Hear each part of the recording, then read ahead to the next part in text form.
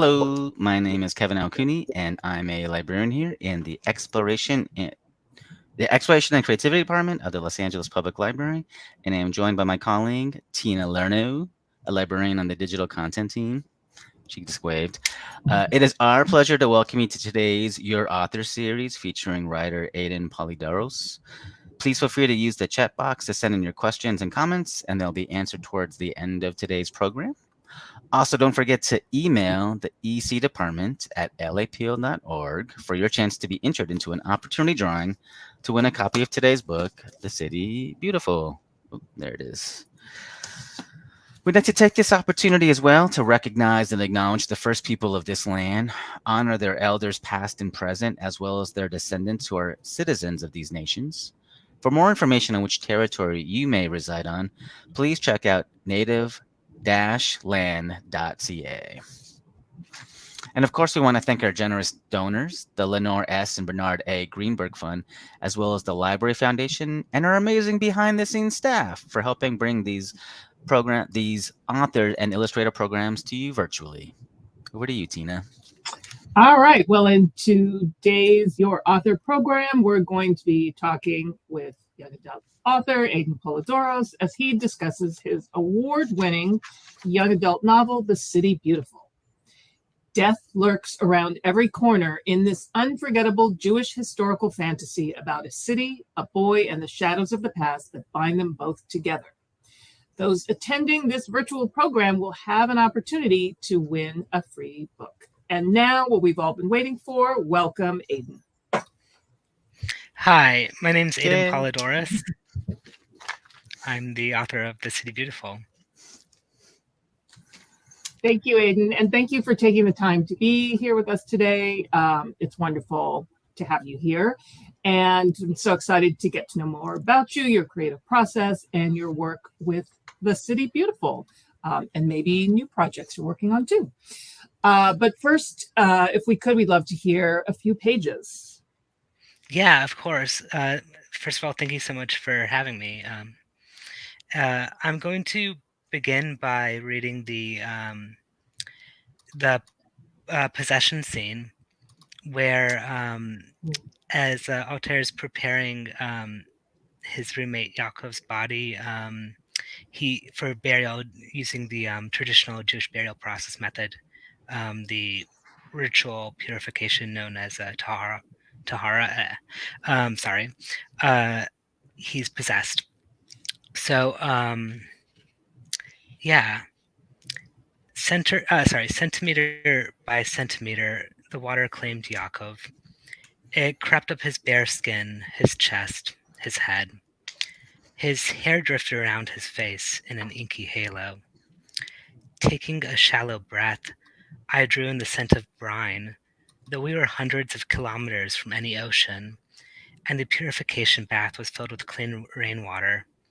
I couldn't look away, frozen as still as a pillar of salt. And I will pour upon you pure water, Lev recited from Ezekiel, and you will be purified of all your defilements. The glow from the oil lamps failed to reach the bottom of the mikveh. The water grew bluer, darker. Bubbles burst from Yaakov's mouth and raced to the surface. His chest rose, his fingers twitched. And from all your abominations I will purify. He looked at me. Wait, I cried, dropping the shroud. Wait, he's still alive.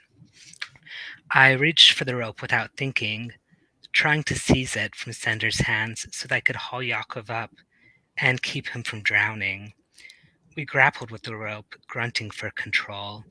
In spite of having the sunless complexion and slight build of a yeshiva student, Sender clung onto the cord as tenaciously as a terrier, even going so far as to bare his teeth. I wanted to throttle him. What's wrong with you? Sender demanded, sweat dewing on his brow. Let go of me, Altair. Pull him up, pull him up. The words flew from my mouth in a savage, breathless chant that I barely recognized as my own. There's still time to save him, damn it, listen to me, there's still time. As I wrestled for control of the rope, a second pair of hands dug into my shoulders. trying to drag me back. The pulley swayed violently overhead. Raw, distorted sounds echoed in my ears, indistinct shouts, the groan of the ungreased pulley, a heavy thud as the board crashed against the porcelain tiles, lining the bath, and the stomach-churning splash of a body tumbling into the water. I glanced down at the tub. Oh God, where did he go? Where did he go? And then Sender gave a hard yank on the rope that tore it from my hands. Palms stinging, I reeled back, the alarmed voices merging into a dull, liquid roar. My foot landed in a puddle, and without knowing how I fell, I found myself underwater.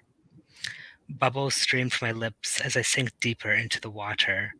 I reached out to touch the mikvah's walls, but there were only even greater depths and the bitter taste of salt flooding my mouth.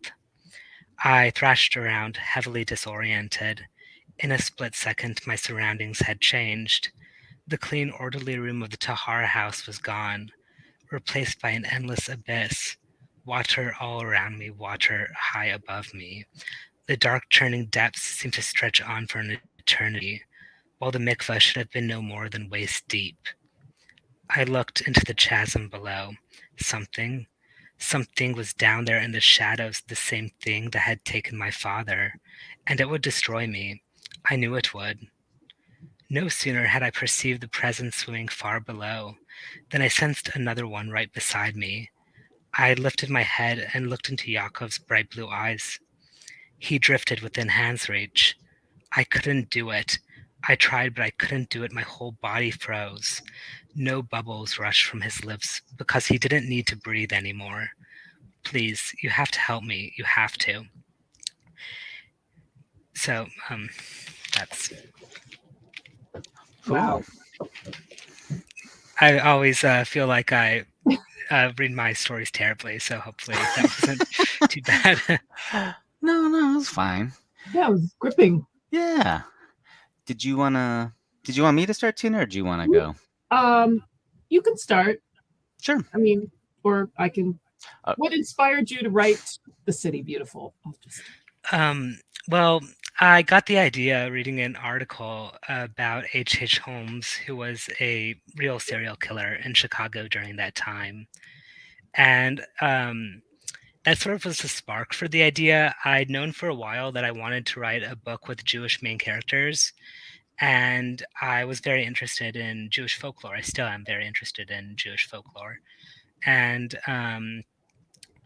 as I began researching more and really just figuring out the kind of story I want to write, it really dawned on me just the perfect way that the historical events lined up, how the World Fair coincided with, these serial killings. The Jack the Ripper killings occurred a few years before that, back in the 1880s when Altair would have been a child, when he would have come, when other characters would have, come to America. There were pogroms, large-scale riots and anti-Semitic events in the Russian Empire, and those are what really sort of drove a lot of immigrants to America during that time. So really, it was just the perfect setting. I thought it was the perfect time to tell this story. I don't think it would have worked as well if I'd said it during another time period. Did just kind of piggybacking off of that idea, was it through your research and kind of exploring more that you kind of started to imagine the story? I mean, it sounded like you discovered the serial killer story part, and then as you began to kind of integrate things that were interesting to you, is that kind of how the story began to form for you? Yeah, I mean, I usually begin stories with a idea, with a picture in my head of a scene, maybe, or just vibes. And for me, the first scene I wrote in this book was the possession scene, and I knew I wanted it to be a story about a dybbuk. And then, of course, having already been thinking about a murder mystery at that point, having done some research as well. It really sort of it came together slowly. The identity of the killer was actually something that occurred a little later on in the process when I was doing more research about the World's Fair. Gotcha. Okay. I'm just gonna. So, what was the most interesting or surprising thing that you learned during your research for the book? I kept imagining what it must have smelled like. Yeah, thank you. Yeah, I think the most interesting thing for me was probably, I mean, aside from the historical facts and just the way Victorian society worked during that time, like the whole atmosphere of it, I think it'd probably have to be the anarchist and labor movement in America during that time. I guess for me, I viewed anarchy and socialism as something that was like, early 1900s to mid 1900s. I didn't think of it as something that would have happened in the Victorian era. And with the more research I did, the more I realized really how much of a role it played in politics at the time, how much it was triggered by labor injustice, by the way workers were treated, and how anarchist events like the Haymarket bombing, which occurs before the story begins, but which I do reference, that helped lead to things like the 8-hour workday. Gotcha. Are Alter, Razel, Yakov, and Frankie, or any other characters, are they based on or inspired by specific people? For me, Razel was inspired by Emma Goldman, who was a Jewish anarchist who lived during that time.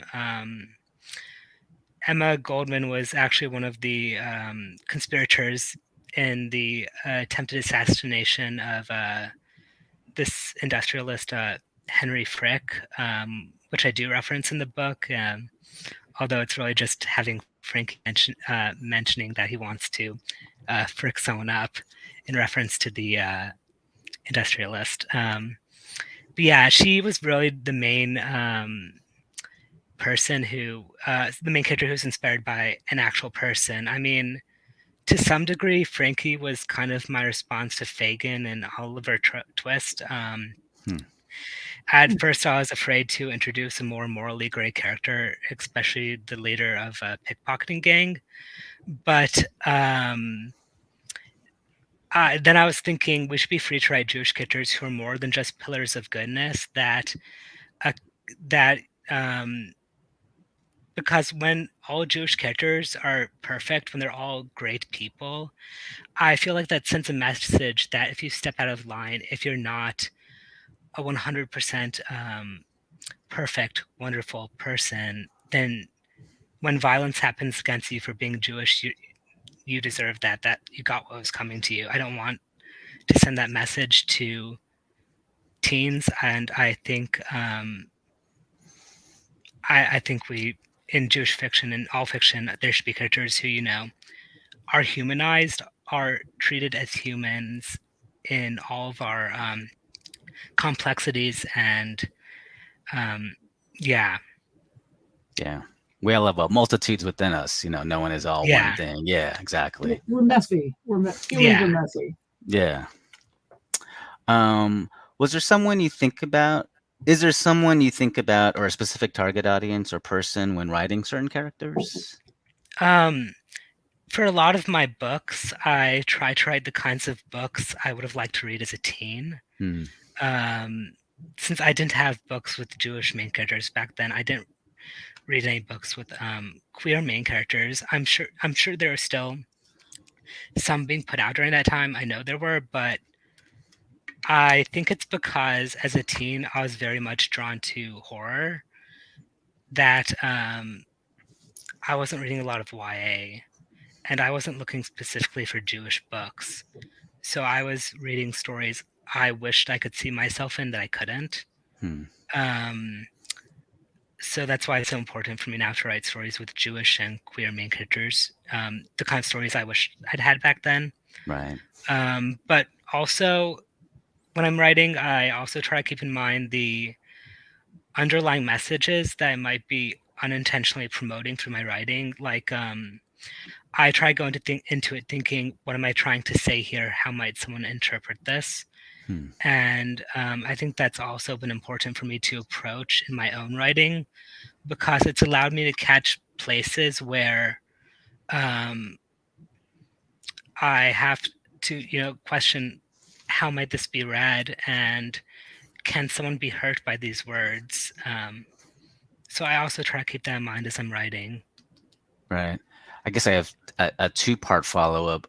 The first part is, what kind of horror were you reading as a teen? Because when I was a teen, I didn't read YA. I read like a ton of Stephen King. Because when I discovered like, oh, like as a 14-year-old, I was like, oh, I can read an adult book. Right. I was like, oh, this is so exciting. I'm an adult. Of course, I wasn't. I just had the airs of like, but I read The Shining and I ran through a whole Clive Barker phase, and then from there, went off. But what kind of? Yeah, Stephen King, Dean Koontz. I read basically every book I could get my hands on by them. Yeah. I liked Gothic horror as well. H.P. Lovecraft, some of the older stuff. I think that really made me interested in the Gothic in particular. Right. But again, like, there weren't many books there, that I could see myself in. For sure. No, Yeah. Not no a lot of Jewish characters. representation. Yeah. Yeah,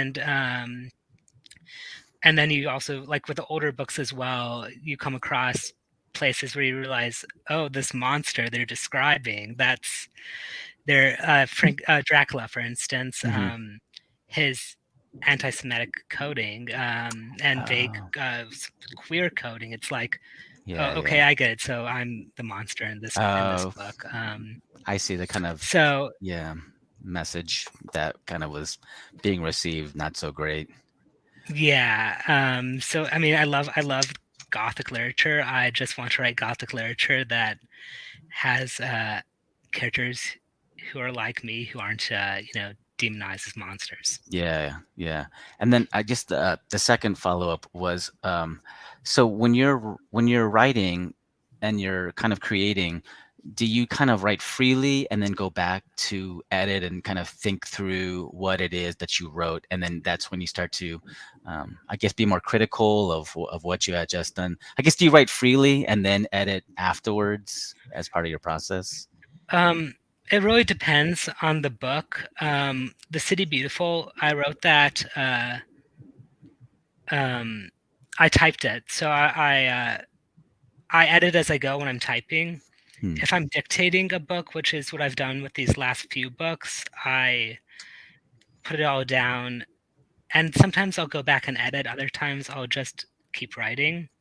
It really just depends for the book as well. Gotcha. Yeah, it's a different process for each book. Oh, interesting. Okay. Interesting. I'm gonna.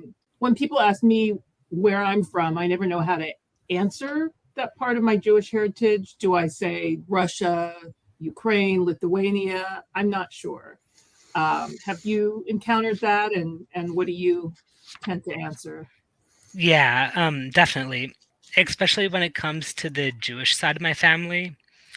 For my dad, it's easier just saying, Greek, or getting a bit more specific, saying like Greek, German, Scottish, Irish.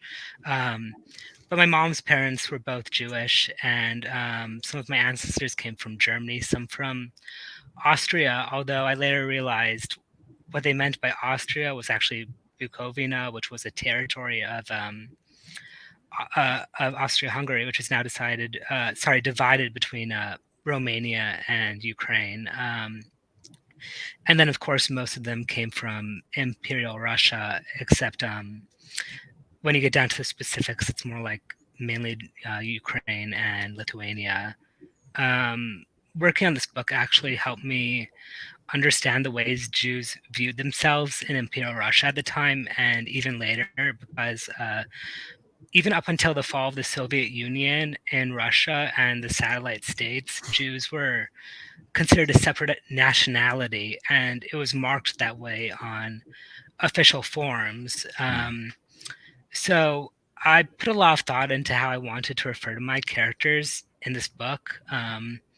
Like Yaakov, for instance, he's from a small town outside Kiev, but he speaks Yiddish and he speaks Russian because Russian was taught in imperial universities at the time, and his uncle was a professor.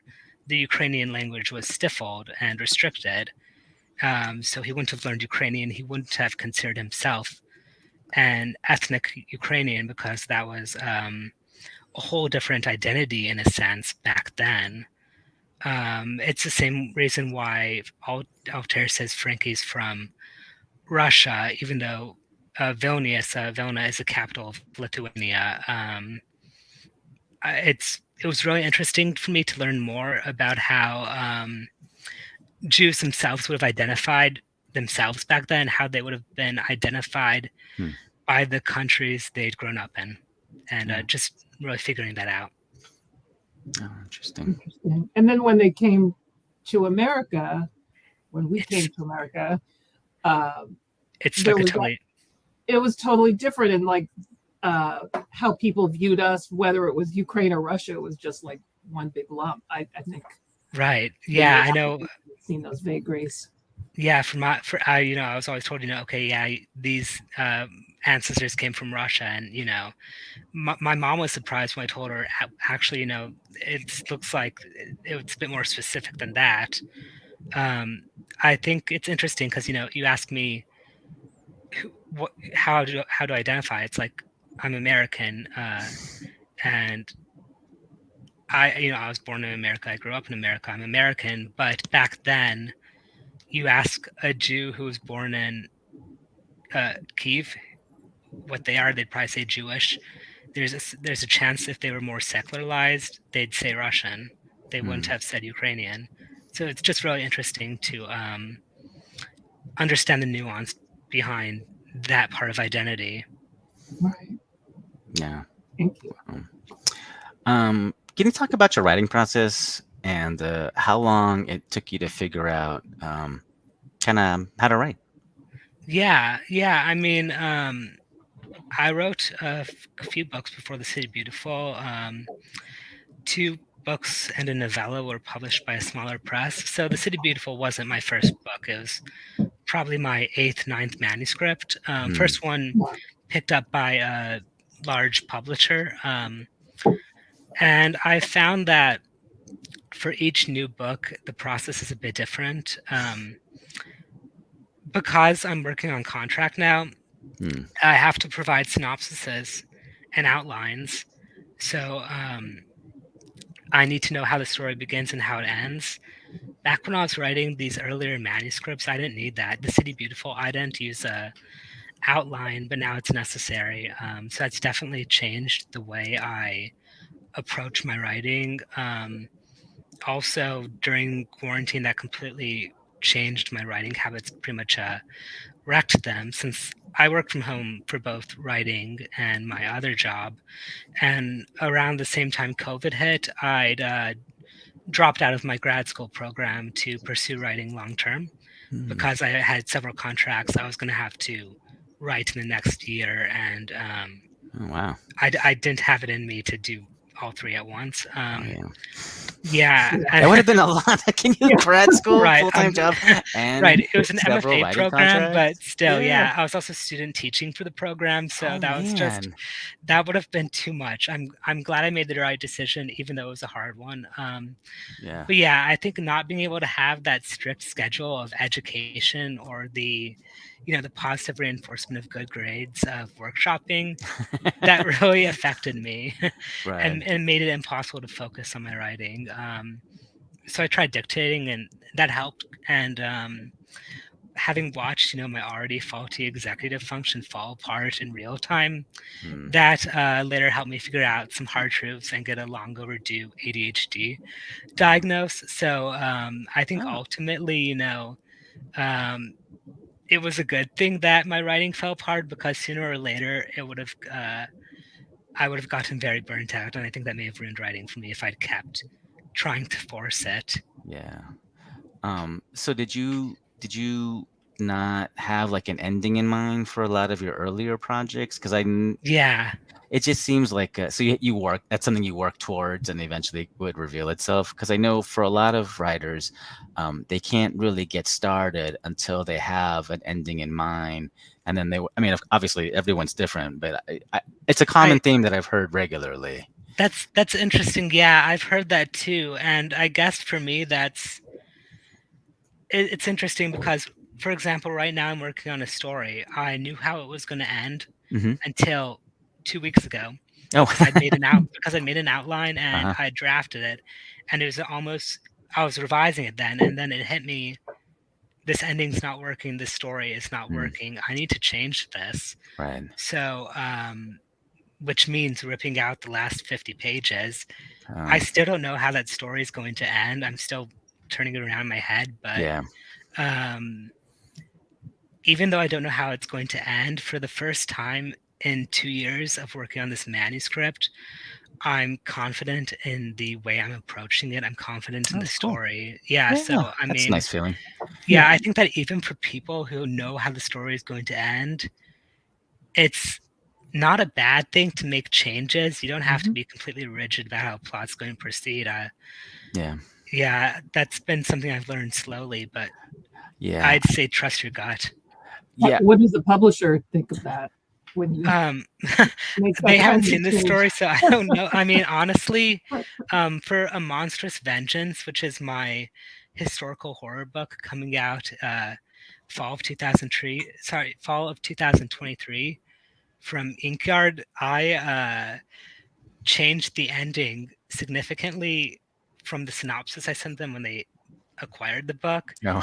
And my editor agreed with me. This new ending. This was the ending that needed to happen. Oh, cool. So I think like as long as you don't completely upturn the story and you're honest with your editors and you tell them, okay, this is why I made the change. This is what it achieved. I think it's fine.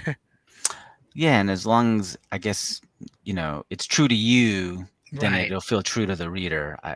Right. Yeah, I feel like those are one of those things too. Um, was your graduate program an MFA program? Yeah, I was doing an MFA at Boise Oh, State. I okay. really enjoyed it. It's just, there I realized I couldn't keep up with the workload. I mean, it seems like because you're reading, you're writing, you're critiquing, then you have your job, and then you have these book contracts. That seems like so many things to juggle. I'm kind of surprised anybody could do something like that, to be Yeah, honest, yeah, because it's Wow. yeah. only there's 24 hours in a day, and so if your work and your writing life just takes up so much, it just seems incredibly difficult. So Right. um, yeah, Yeah, it seems like you would need to take that turn. yeah. I think it was helpful, but I do think it was the best choice in the end to Yeah, leave the program. yeah.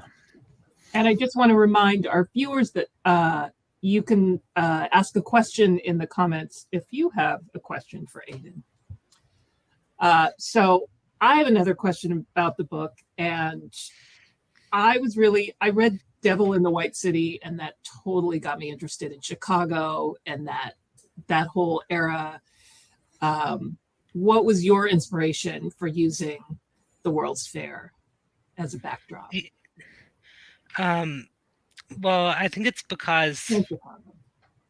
yeah, I mean, I think that the World's Fair at the time represented a lot, and as I was researching it, it really dawned on me the way that it was meant to represent um, technological advances, to represent progress, to portray America as this pillar of society, as you know, the head of the world, as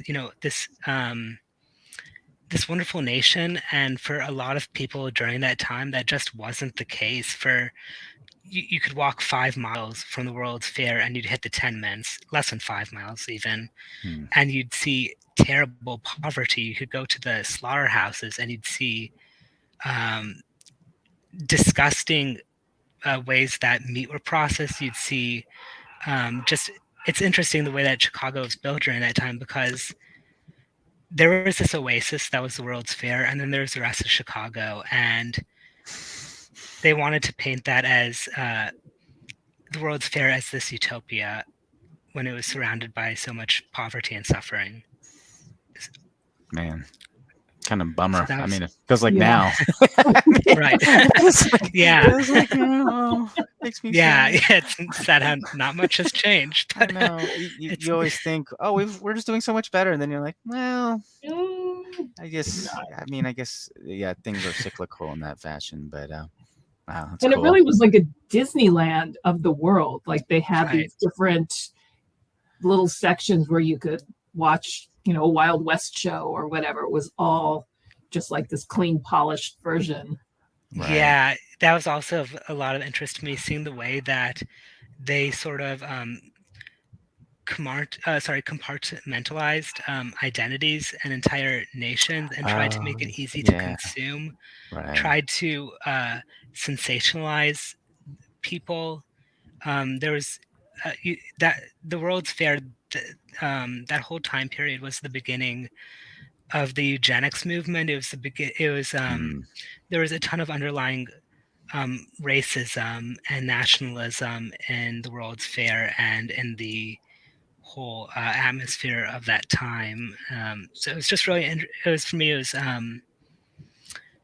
was interesting to explore this event that was meant to be a utopia, that was meant to be the sign of progress and of technology,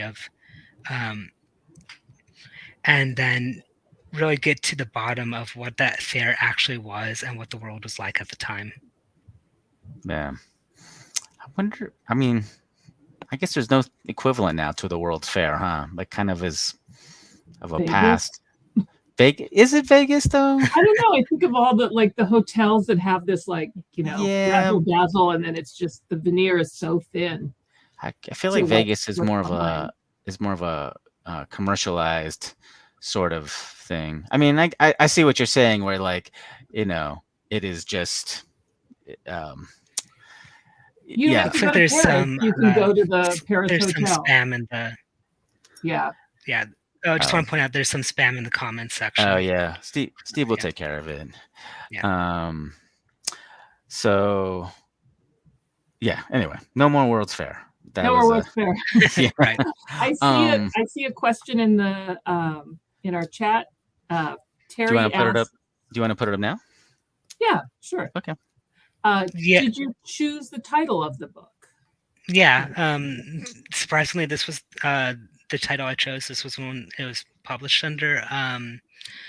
The reason I chose it was because I wanted it to be a reference to the City Beautiful movement, which the World's Fair was sort of the catalyst to. It was an attempt to really beautify America's cities, similar to how the World's Fair was constructed. This, rebuild them as utopias, gentrify them, and I felt that there's a lot of meaning in that title. Did the was this the first version of the cover art that they kind of In the first version, it was I believe it was purple. And there was no face at the top. It was slightly less ominous than I would have liked. So we played around with it a bit more and gave more ominous, ominousness to it. Right. I think somewhere along the way, it got read more as a historical fantasy than a historical sort of gothic horror / dark fantasy. So yeah. Any advice for the youth who might be watching who are interested in writing a book? Any kind of thing that you'd like to? Yeah. Yeah, I actually have a couple words of advice. The first one is that I feel like, for me at least, it was very difficult moving from this idea of, being in high school, you get good grades if you do the work and if you follow the guidelines. That's not how it works in publishing. You're not going to get a good grade for your manuscript, no matter how well it's written. It's not. It has less to do with the quality of the work or the story you're trying to tell than it does with the market, because your book is a product, and you have to approach it that way. Write a book that is close to your heart, but don't be discouraged if you get rejections,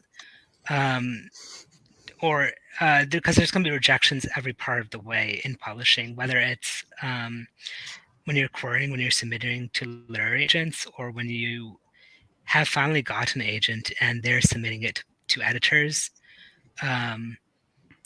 It's inevitable. The thing is, The City Beautiful was the third book of mine that went on submission to editors. My first two books never went on submission to editors, but two other manuscripts before The City Beautiful did, and those two manuscripts were not picked up. They died on submission, and the second manuscript is actually Boneweaver, the book coming out in the fall. I edited that book, I revised it, but the market wasn't right when it was first submitted. Fantasy was oversaturated, so it died on submission. So that's my main advice. Don't be discouraged by rejection. Accept it as part of the process, and find a support group. Find writers you can trust, who you can exchange work with. Find people on Twitter or social media that write in your genre that you could be friends with. People, or if you have friends at school, find friends at school who like to write. And I think it's very important building a support group for when you're writing, especially if you're writing genres or stories or themes or identities that are close to you, that are personal. It's very easy to look at rejection and say, okay, this agent's not rejecting the book, they're rejecting me as a person, they're rejecting what I went through, they're rejecting my sexuality, my identity, etc. And that's very hard to experience as a writer. Yeah, or of anything, just to say like, no, Right. yeah, who wants to hear that? But I Right. mean, I understand what you're saying. It's like, it's part of the process. It's the way I always think of it is like, it's very hard to get people to give you money for things, Right. whether it's writing or making a painting or music. It's incredibly difficult. Think of all the times you walk down the street and people say, buy this painting, or, buy whatever. And, those people work People just tend as hard.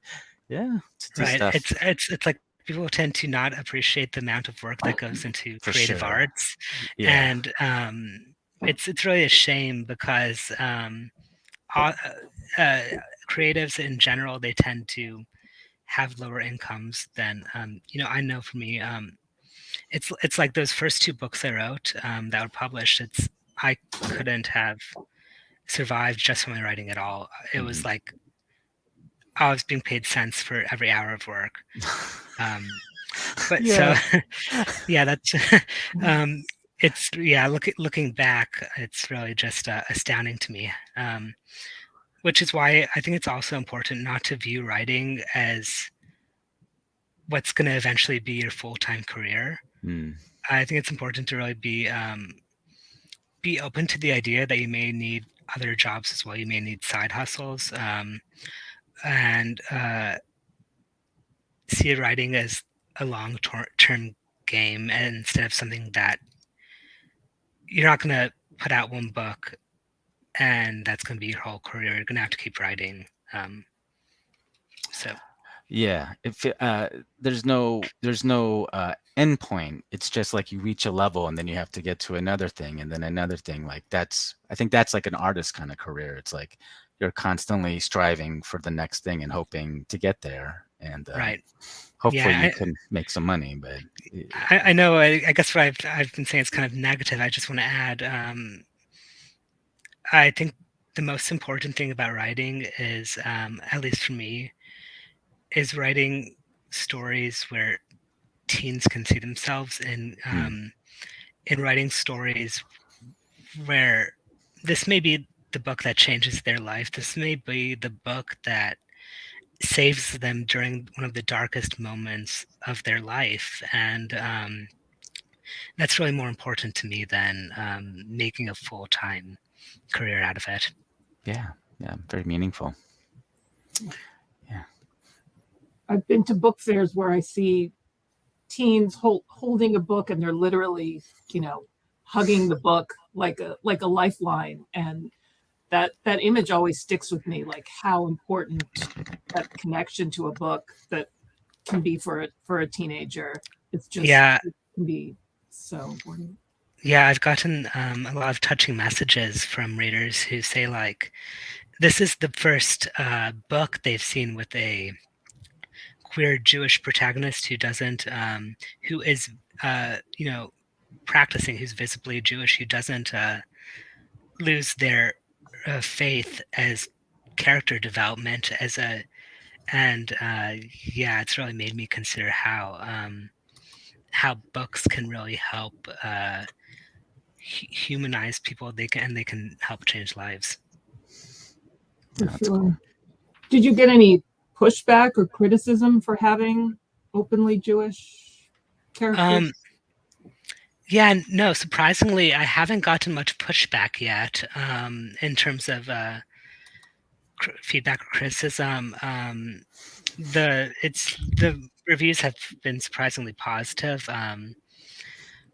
I figure, I mean, I do realize it's only a matter of time before I start getting some criticism, probably when my book starts getting more attention.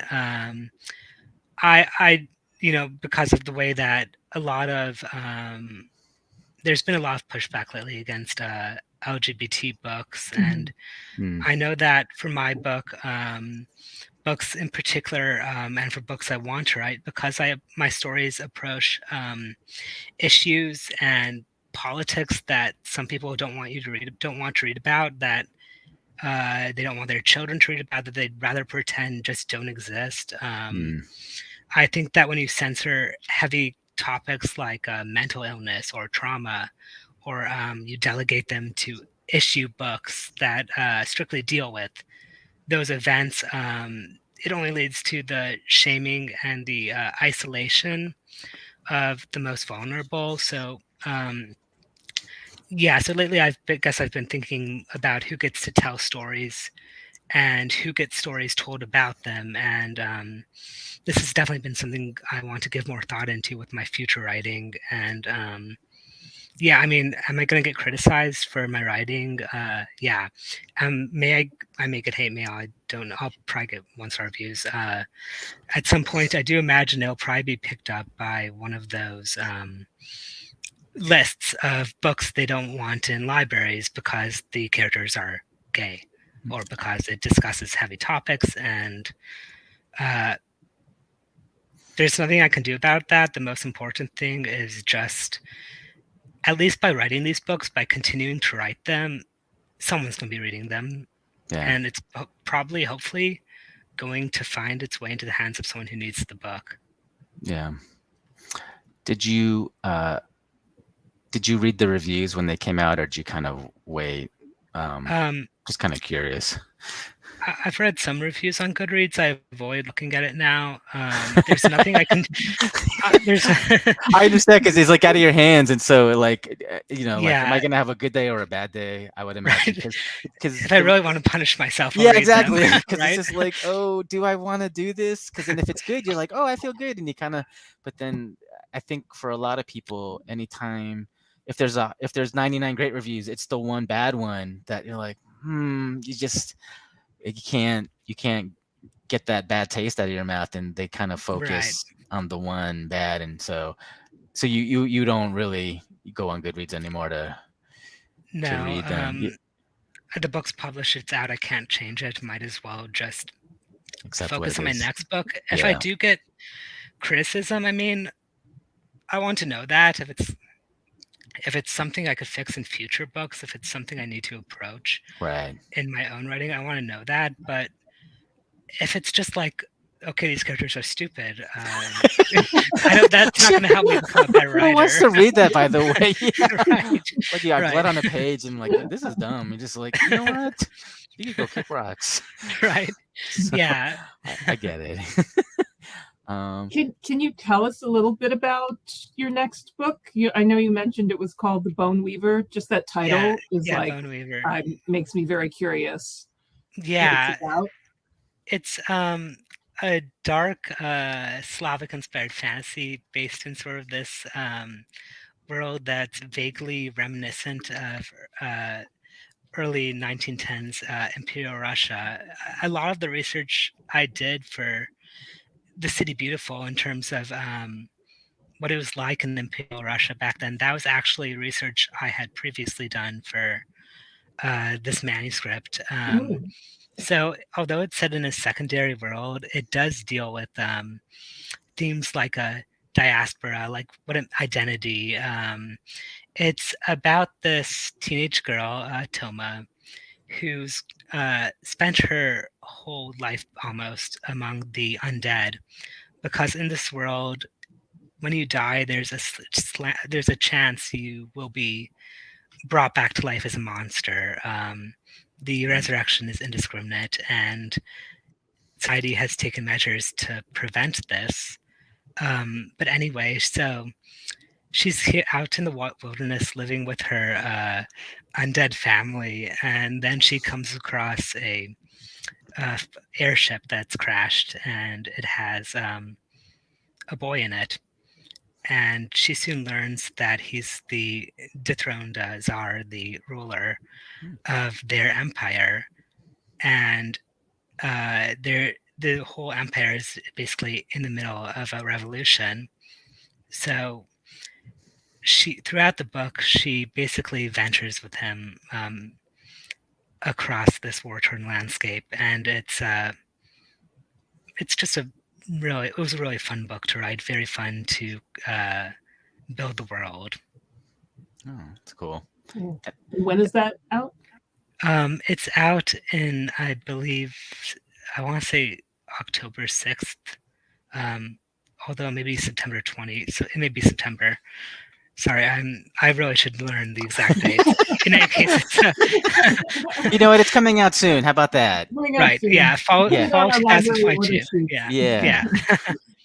So, we do have another question here. I'll put it up on the screen. And you kind of addressed it a little bit, but did you read books with Jewish characters when you were younger that resonated for you? Sadly, no. Yeah, I have to say, the only books I really read.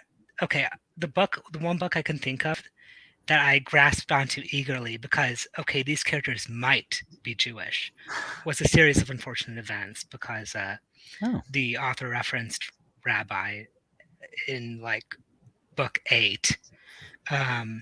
But no, the only books I'd read with Jewish characters growing up were Holocaust fiction. Oh, right. They were books I either read because, they were in the house or because they were assigned to me to read. And so we'd read Holocaust books, and being the only Jewish kid in this small Arizona classroom, of course, you get smirks, you get looks. And that was really my experience with Jewish literature growing up. Which is a shame because I know there were books with Jewish characters back then, but I didn't realize they existed. No one told me they existed. Well, hopefully others will read your book and see themselves in it. And that's usually the hope. As an Asian American, I didn't read anything with any Asian American. Like I don't think there was any Stephen King with any Asian Americans, but just is what it is. Yeah. What are you reading now? Right now, it's hard because I'm reading books that I'm reading a lot of critique partner work. So I'm just going to, again, just boost this one book that I absolutely adored, even though it's been a few months since I read it. And it's coming out, I believe, next month. It's Hell Followed With Us by Andrew White. It's very dark post-apocalyptic YA horror, and it has a trans main character and autistic love interest, and it's just this amazing book that's just it's like ever since I've read it, I've still been thinking about it because Wow. the visceral brutality and the horror is just really it's just a fantastic book. It's received I think 3 or 4 star reviews so far. Really looking forward to it. It's yeah, hell followed with us. Wow. And this is a YA book? Yeah. Wow, it sounds so intense. Yeah. Oh, yeah. I mean, I read a bunch of horror, like I said, Stephen King, and the way it artfully and intentionally uses body horror Oh. is just really fascinating for me as a reader and as an author myself. I know for me, reading that book, it helped me consider the way I approached body horror in my books and the way that can actually be used to effectively convey atmosphere, to trigger emotion, to show changing psychological states. Just it's a really fascinating book also to read from a craft perspective. Oh, cool. Well, that's cool. Do you Yeah. read mostly YA, or you venture into adults? Half and half. I read a lot of YA now because I write it, and it's important just to remain up to date in the genre. But I don't. Yeah, I read a lot of adult literature too. It's hard to sort of read lately because a lot of what I read is critique partner manuscripts. So I don't have much free time to do pleasure reading. Oh, wow. So is it almost like work to read just for fun? Yeah, half the books I read now are for research too. Well, I guess it's part of the job. Tina, is there any other questions that you want to ask, or did you want to shoot into rapid fire? Well, I have one more question, which was one of our like alternate questions, but I really love the question, which is, What is your favorite character from The City Beautiful, and why?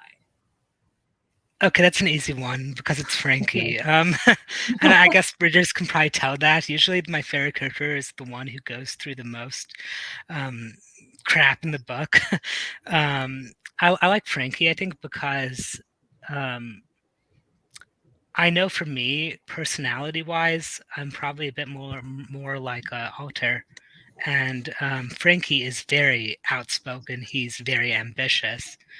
And he's also, he has strong ideas regarding the status quo and the role, the power dynamics in each interaction he takes part in. And I think for me that was very interesting because here was a Jewish character not acting how you'd expect a Jewish character to act, because you'd expect them to be positive representation.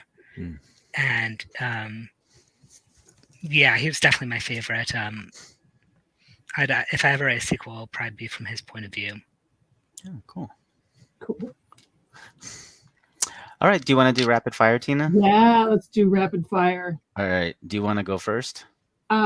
Sure. Okay, this is one that was I just love this question. So, talking dogs or talking cats, which would be more annoying? My first knee-jerk reaction would be talking dogs, but my cat knows how to open doors, and it basically follows me. Yeah, it's insane. It basically follows me. He basically follows me around the house meowing. So I'm pretty sure that if my cat learned how to talk, that I wouldn't be able to sleep. I mean, that sounds like a small novella right there. A cat that opens doors and follows you around and talks. Yeah. I'd read that. The 1890s or the 1990s?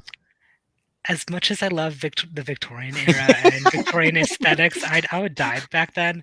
I think having, a slow, clunky PC computer and no cell phone beats tuberculosis. Right. Or the lack of indoor plumbing or indoor hot water. Right. That is fair. That is fair. Golems or Dybbuk's? I'd say definitely golems. I mean, my book coming out in 2023, A Monstrous Vengeance, is actually about a golem. I love them. Um, I think there's a lot of meaning in the idea that here's this being made out of clay, and it's molded into its creator's image. It's brought to life by writing truth, the word for truth, on its forehead. And once Hmm. you wipe out the first letter in that word, it becomes the word for dead. And for me, the golem has always been a folkloric creature of personal significance. I actually ended up getting you can't really see it, tattoo yeah. recently. My first Oh, tattoo. wow. It's the word for truth in Paleo Hebrew, the script used before the square script you see nowadays. And it's over an old self-harm scar from when I was a teen, and I got the tattoo as a reminder that how important it is for me to live true to myself, to live true to my my ideals, to be the kind of person I want to be. Hmm. And the alternative to that, of course, with like removing the olive, it's so for me, it's just the golem is a creature of personal significance. Oh, it's a nice story. Thanks. Um, wow, I feel the next rapid fire is like sorry, it's on the list though. Rye bread or sourdough? Sourdough. I'm a terrible Jew. I don't like rye bread that much. I don't like rye bread either. I don't Yeah, like I mean, I could eat it. I could eat it on a sandwich, but like sure. with the sourdough, I could eat a chunk of sourdough plain. With a chunk For of rye reals, bread, you can put in a soup. You could do whatever you want. Rye bread, rye I feel, bread is very is limited. yeah. I mean, All I'll have right. it on a pastrami sandwich. That's it. Yeah, same here. Same here. Yeah, All right. And I would Solidarity. be team pumpernickel. So Oh, yeah. pumpernickel. I mean, better than rye bread at least. All right, definitely no rye bread. Yeah, I don't know. are we? I think we're We're almost out of time. yeah. Do you want to do one of the would you rathers? Sure, Kevin, do your would you rather? You want to do? All right. I'll just do one would you rather. They're not Okay. weird. I mean, they're a little weird, but they're not like, it's all right. Would you rather have the body of a 25-year-old at age 50 or the wisdom of a 50-year-old at age 25? I had to give this question a bit of thought, but like honestly, if I had the mind of a 50-year-old at 25, knowing how I am, knowing how I'll probably be at 50, I'd be in the middle of a midlife crisis. So I'd probably say body of 25-year-old at age 50. Yeah, that's fine. It just, it's one of those it's just one of those fun things. Would you So, rathers? Besides, yeah. if I can't make stupid mistakes, what's the point of being 25? Yeah. Very, very true. Yeah, any final thoughts you want to just tell the audience? Well, I mean, I hope they've enjoyed this panel. I hope it's helped answer some questions about about writing, about the publishing industry, and just I guess I want to encourage anyone who's listening, particularly teens who are listening, particularly queer teens who are listening, who feel isolated by the recent events, the recent legislation, is that this is just temporary, and it's so important that you're living true to yourselves, and that that I'm actually really sorry that you're going through this as teens, and that it gets better. I know for me, I was very depressed as a teen, and that changes. It gets better, and yeah, just keep fighting. Yeah, it's a beautiful sentiment. Yeah, definitely. All right, thank you so much.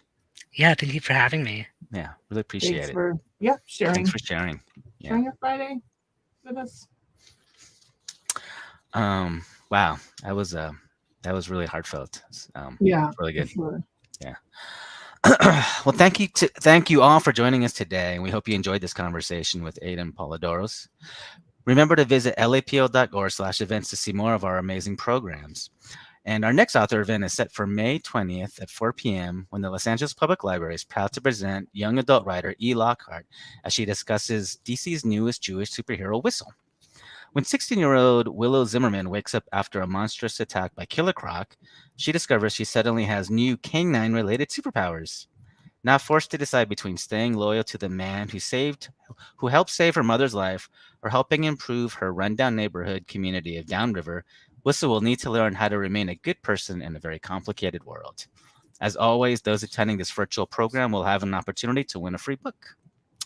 So until next time, go ahead, Tina. You finish it off. Close it out. Close it out. Until next time, we truly appreciate all your support, and the success of all of our library programs could not happen without viewers like you.